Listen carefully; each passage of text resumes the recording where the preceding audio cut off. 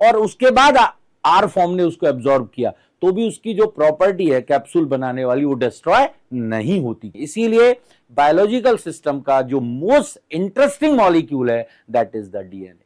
ऐसे बॉन्ड जिनके बनने पर H2O रिलीज होता है, ऐसे बॉन्ड को एनहाइड्रस बॉन्ड कहते हैं, और ये स्ट्रॉन्ग बॉन्ड होते हैं जो गर्म करने पर, ठंडा करने पर, यानी फिजिकल और केमिकल चेंजेस से ब्रेक नहीं होते। What do you mean by genetic information? Genetic information का मतलब क्या है?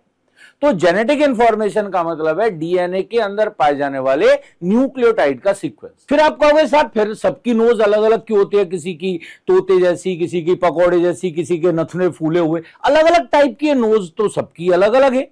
कि बेसिकली जीन की पोजीशन तो स्पीशीज वाइज स्पेसिफिक है, परंतु उस जीन के अंदर जो न्यूक्लियोटाइड का सीक्वेंस है वो मेरा अलग, आपका अलग और थर्ड पर्सन का अलग होगा। जय हिंद प्यारे बच्चों, स्वागत है आपका भौतिकी प्लस की इस अनोखी सीरीज में जिसका नाम है नीट सेंचुरी।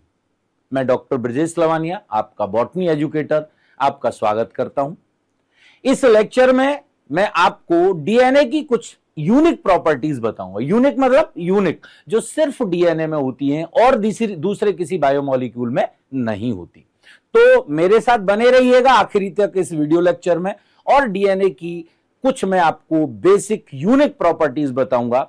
इनके ऊपर क्वेश्चन पूछे जाने की संभावना हमेशा बनी रहती है। चलेगा, शुरू करते हैं वीडियो लेक्चर। देखिएगा, हम जानते हैं कि डीएनए डबल स्ट्रैंडेड मॉलिक्यूल है। डीएनए के अंदर 2 स्ट्रैंड पाए जाते हैं, आपने पढ़ा हुआ है। एक स्ट्रैंड की पोलैरिटी यदि ऊपर से नीचे 5' 3' है, तो दूसरे की पोलैरिटी नीचे से ऊपर 5' 3' होगी।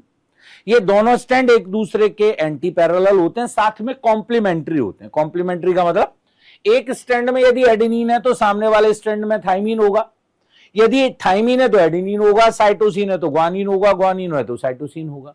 इस प्रकार से न्यूक्लियोटाइड आपस में एक दूसरे के कॉम्प्लीमेंट्रीली अटैच्ड होते हैं दोनों स्ट्रैंड में।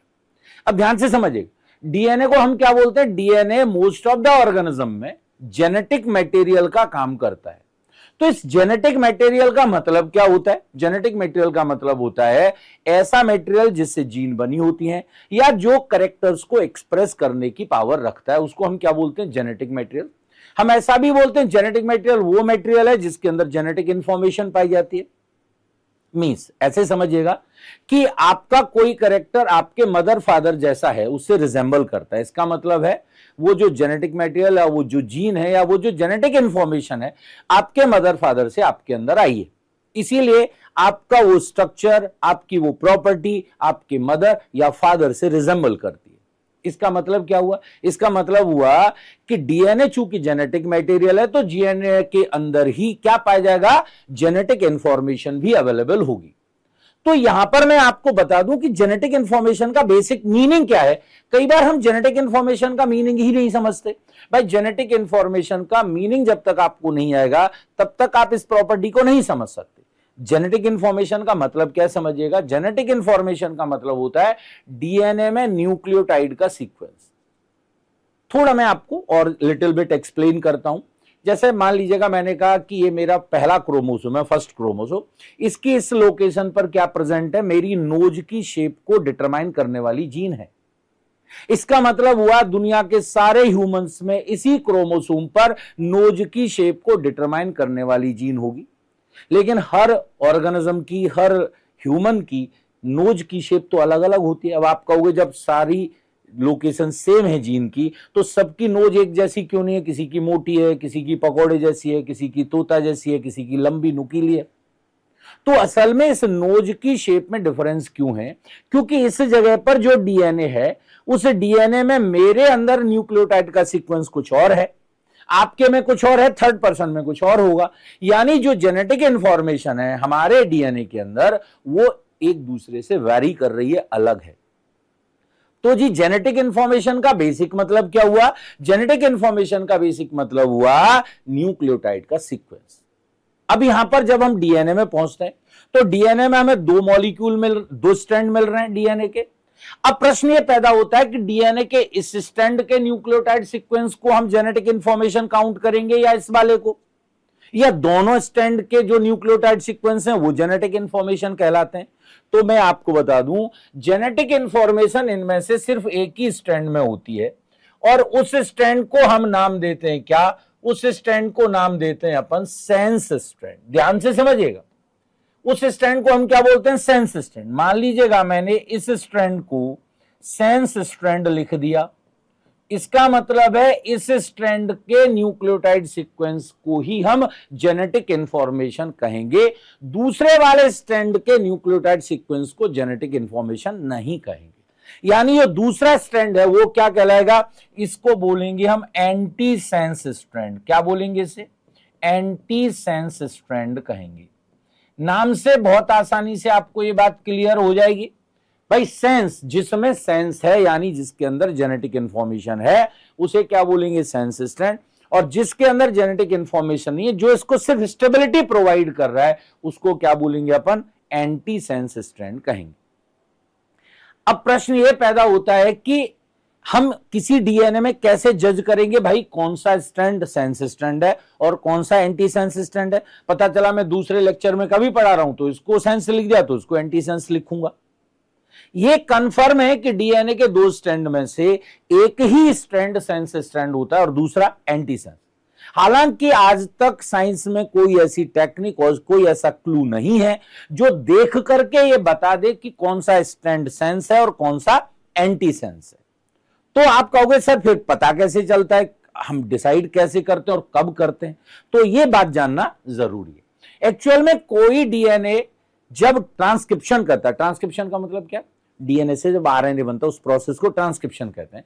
तो कोई डीएनए जब ट्रांसक्राइब करता है, ट्रांसक्रिप्शन करता है, तभी हम इस बात का अंदाजा लगा सकते हैं या बता सकते हैं कि इनमें से कौन सा सेंस है और कौन सा एंटी सेंस है। आप बोलोगे सर ऐसा कैसे? तो ऐसा इसलिए क्योंकि इस डीएनए के दोनों स्ट्रैंड में से कोई एक स्ट्रैंड ही ट्रांसक्रिप्शन में पार्टिसिपेट करता है। यानी ट्रांसक्रिप्शन सिर्फ किसी एक ही स्ट्रैंड का होता है, दोनों का नहीं होता। यह ध्यान से समझ लीजिए। और जिस स्ट्रैंड का ट्रांसक्रिप्शन होता है हम कहते हैं वही स्ट्रैंड एंटी सेंस स्ट्रैंड है। तो बचा हुआ दूसरा स्ट्रैंड क्या हो जाएगा? अपने आप से सेंस स्ट्रैंड हो जाएगा। Getting the point? तो इस बात को ध्यान से समझ लीजिएगा कि डीएनए के दो स्ट्रैंड में से एक ही स्ट्रैंड सेंस स्ट्रैंड है, दूसरा एंटी सेंस स्ट्रैंड है। बट इसका डिसीजन सिर्फ और सिर्फ ट्रांसक्रिप्शन के समय पर ही हो सकता है। जिस स्ट्रैंड का ट्रांसक्रिप्शन होगा वो क्या है? वो है एंटी सेंस स्ट्रैंड, दूसरा सेंस स्ट्रैंड होगा। लेकिन इंफॉर्मेशन हमेशा सेंस स्ट्रैंड पर ही कैरी होगी। ये बात ध्यान से समझ लीजिए। अब आपको यह लग रहा होगा सर ऐसा क्यों है कि जिसका ट्रांसक्रिप्शन हो रहा है वो तो एंटी सेंस स्ट्रैंड और इंफॉर्मेशन पाई जा रही है सेंस स्ट्रैंड पर। ये ऐसा कैसे संभव है? ऐसा क्यों होता है? उसका रीजन बताता हूं, ध्यान से समझिए।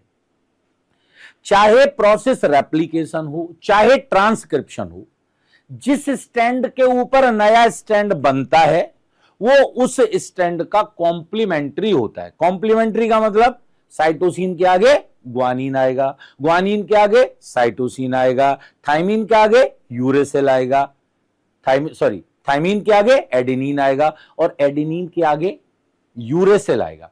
आप बोलोगे हमने तो पढ़ा था डीएनए में एडेनिन के सामने थाइमिन आता है। बिल्कुल सही। जब डीएनए से डीएनए बनता है तो डीएनए में चूंकि थाइमिन पाया जाता है तो एडेनिन के सामने थाइमिन ही पेयर करता है।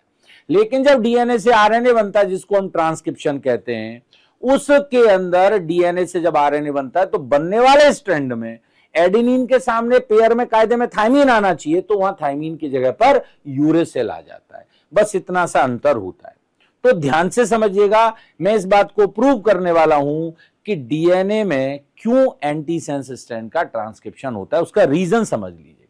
असल में हम जब भी किसी स्ट्रैंड के ऊपर न्यूक्लियोटाइड सीक्वेंस को स्टडी करते हैं, रीड करते हैं, तो हमेशा इसकी डायरेक्शन 5' to 3' होती है। अब समझिएगा, मैंने इस स्ट्रैंड को यहां क्या मान रखा है? Sense strand. इसका मतलब है हम क्या बोलेंगे कि भाई जो जेनेटिक इंफॉर्मेशन है उसका सीक्वेंस ये है ATC GGC AP। This is the sequence of nucleotide, मतलब जेनेटिक इंफॉर्मेशन यही है। क्या है? ATC GGC AT, ये जेनेटिक इंफॉर्मेशन।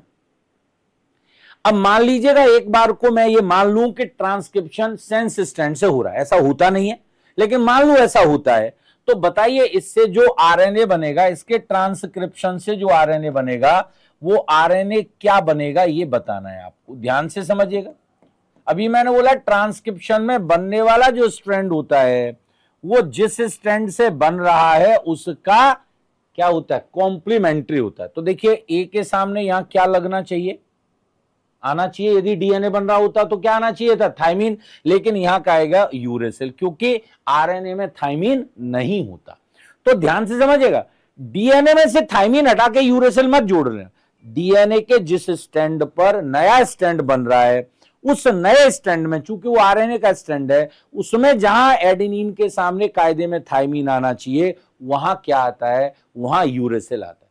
तो एडेनिन के सामने क्या आएगा, यूरेसिल, थायमीन के सामने क्या आएगा, एडेनिन, साइटोसिन के सामने क्या आएगा, गुआनिन, गुआनिन के सामने क्या आएगा, साइटोसिन, गुआनिन के सामने क्या आएगा, साइटोसिन, साइटोसिन के सामने गुआनिन, एडेनिन के सामने यूरेसिल और थायमीन के सामने क्या आएगा, एडेनिन।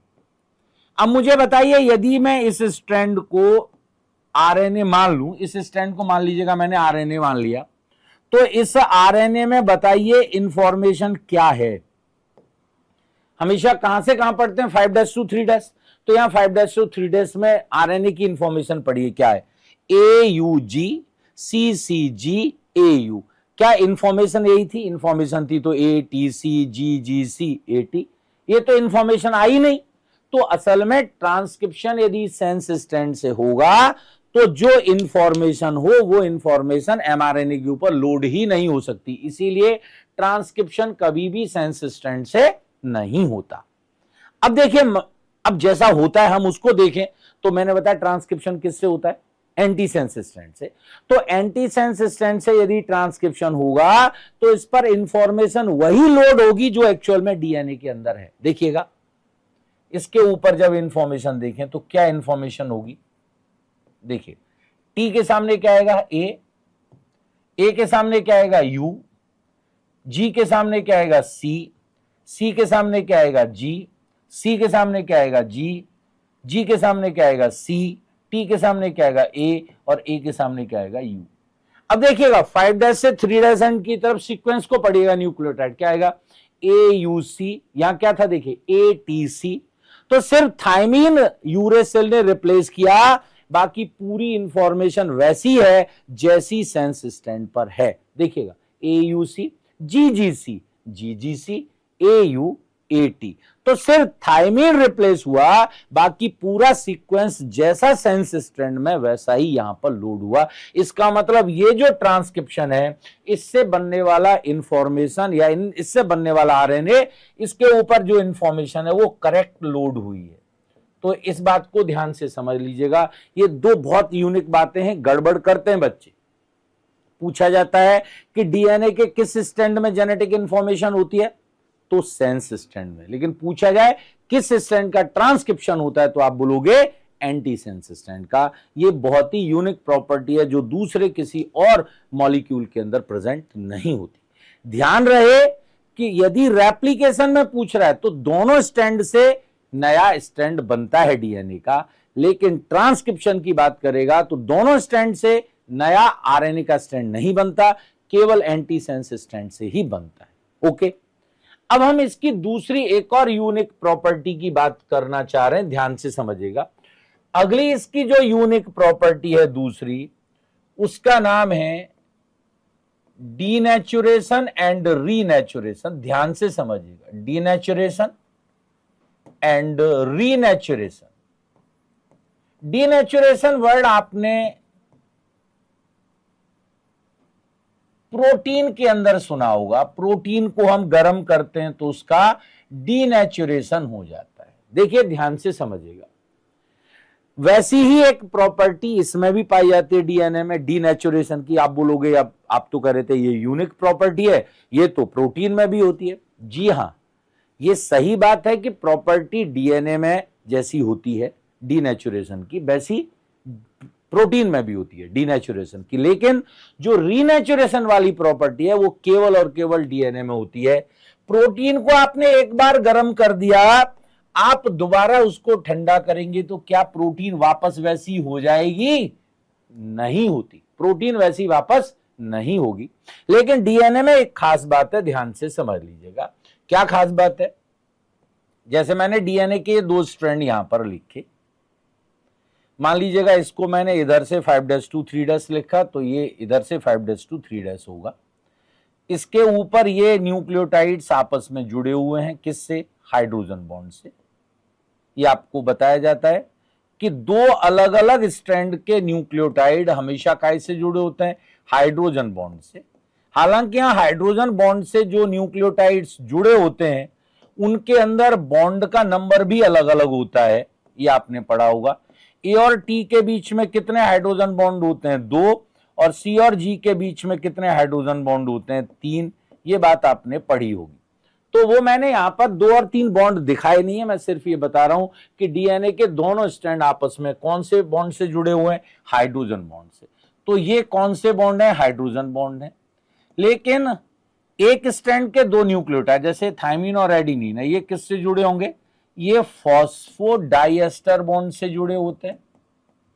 या इस स्ट्रैंड के किन्हीं भी 2 न्यूक्लियोटाइड के बीच में कौन सा बॉन्ड होगा? फॉस्फोडाइएस्टर बॉन्ड होगा। इनको शॉर्ट में मैंने पीडीई लिख दिया, फॉस्फोडाइएस्टर बॉन्ड।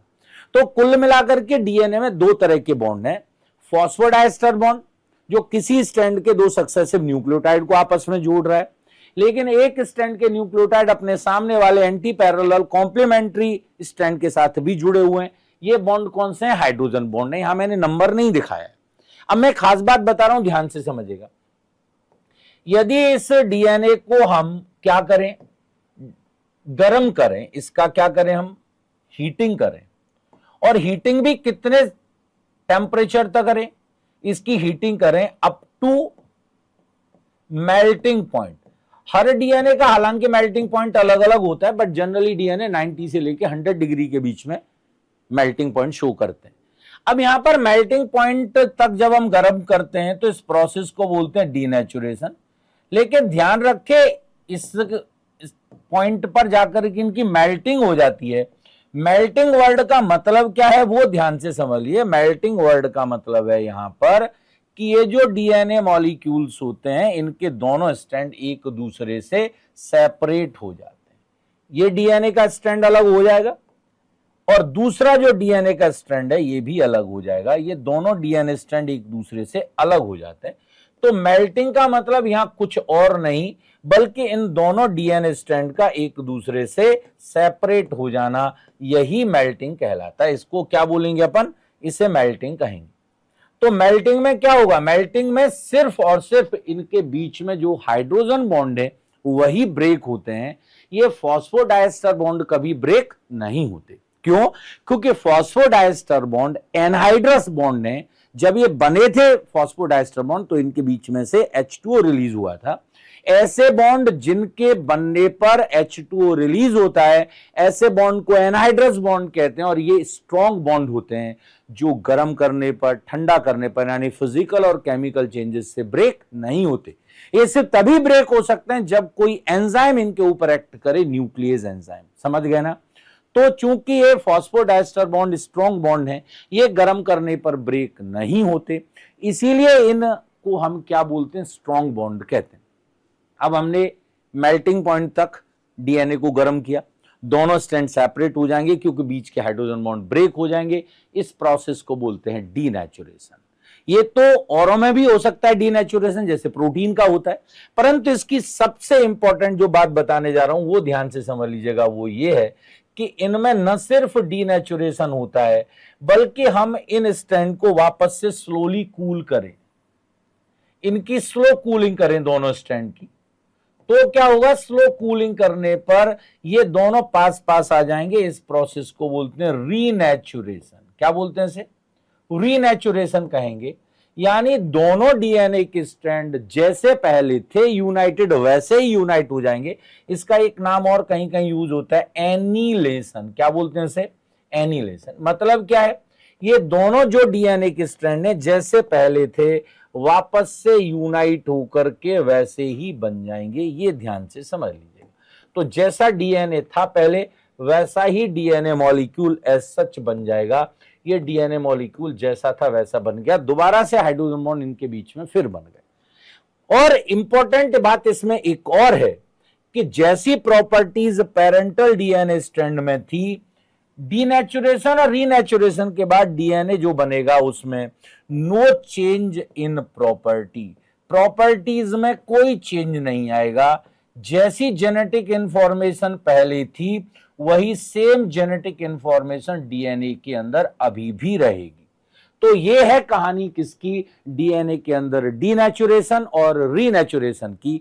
तो इस बात को ध्यान से समझ लीजिएगा, ये प्रॉपर्टी बायोमोलिक्यूल दूसरा कोई है ही नहीं जो शो करता है जिसमें डीनेचुरेशन के साथ रीनेचुरेशन भी होता हो। This is the only property which is shown by DNA.